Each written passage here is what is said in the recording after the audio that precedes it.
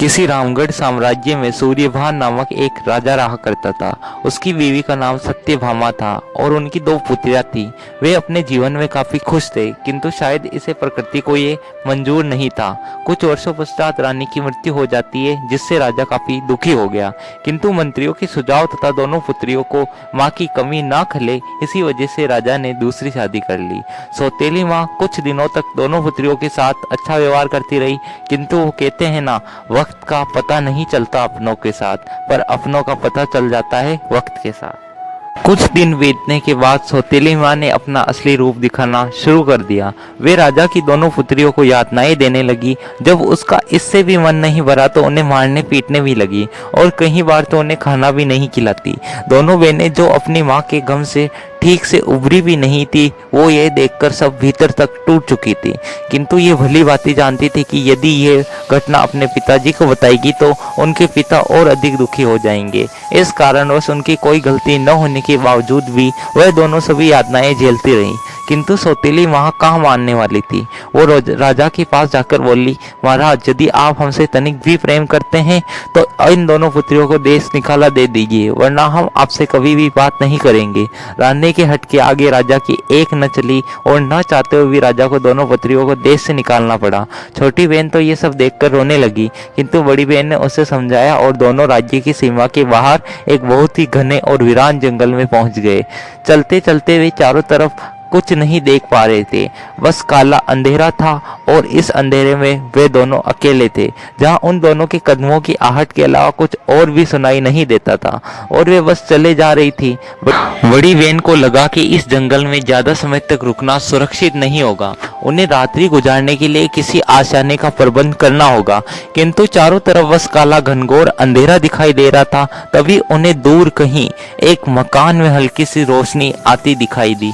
दोनों बहनें बहुत खुश हो गई, किंतु जब वहां पहुंची तो उनका मुंह खुला का खुला रह गया, क्योंकि दरवाजे से उन्होंने अंदर देखा कि उस घर के अंदर कोई और नहीं, एक भूत सो रहा था। ये भूत अपने बिस्तर पे गहरी नींद में लेटा हुआ था। बहनें पहले तो दोनों डर जाती है, लेकिन फिर कोई और रास्ता न होने के कारण घर के अंदर प्रवेश कर जाती है। वे दबे पांव करते रसोई में पहुंच जाती है। उन लोगों ने सुबह से कुछ नहीं खाया था, इसलिए उनके पेट में चूहे कूद रहे थे। उन्होंने सोचा क्यों ना कुछ बनाकर खा लिया जाए, इसलिए वे रसोई घर में जा पहुंची। दोनों बहनों ने सुबह से अपनी भूख को मिटाने के लिए यही सबसे अच्छी जगह सोची, लेकिन वह ये नहीं जानती थी कि भूत उनके लिए खतरनाक हो सकता है।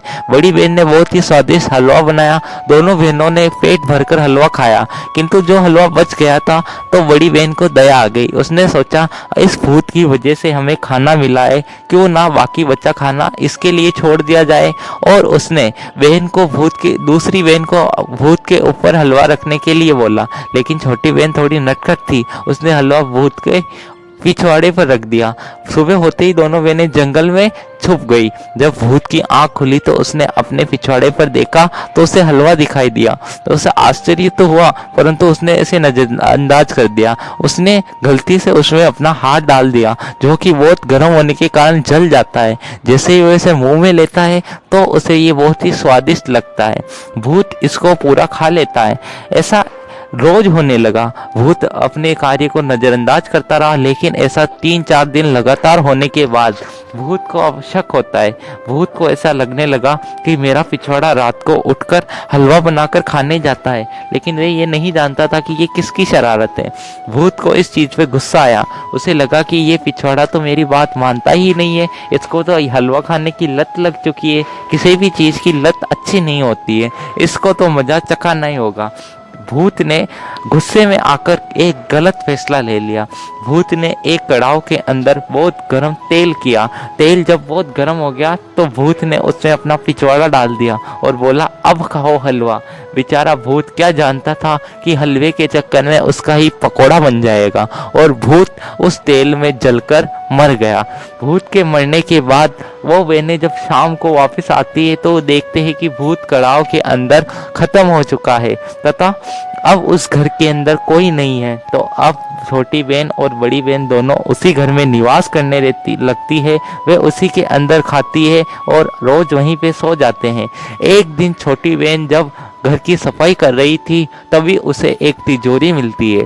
तिजोरी को उसने जैसे ही खोला तो उसमें अपार धन संपदा थी। उसमें दोनों बहनों को भूत का अपार खजाना प्राप्त हो जाता है, जिससे वे बहुत धनी हो जाते हैं और एक बहुत बड़े स्वर्ण महल का निर्माण भी करवाती है। एक तरफ जहां दोनों बहनें अपने जीवन में काफी खुश थी, तो वहीं दूसरी तरफ राजा एक युद्ध में अपना सब कुछ हार गया था। इस कारण वे अब अपनी जीविका के लिए गांव-गांव जाकर रानी के साथ कंगिया बेचा करता था। वे इतना गरीब हो चुका था कि उसकी 2 टाइम की रोटी की व्यवस्था भी नहीं हो पा रही थी। उसके अब अपनी बेटियों की कमी खलने लगी। एक दिन की बात है, जब वे कंगिया बेचते बेचते उसी गांव की उसी स्वर्ण महल के पास पहुंच गए जहां वे दोनों महीने रहा करती थी। एक दिन वे उसी स्वर्ण महल के पास पहुंच गए जहां वे दोनों बहनें रहा करती थी। तभी बड़ी बहन की नजर उन दोनों पर पड़ती है। बड़ी बहन अपने पिता को दूर से ही पहचान लेती है। वे दासी को कहकर उन्हें अंदर बुलाती है।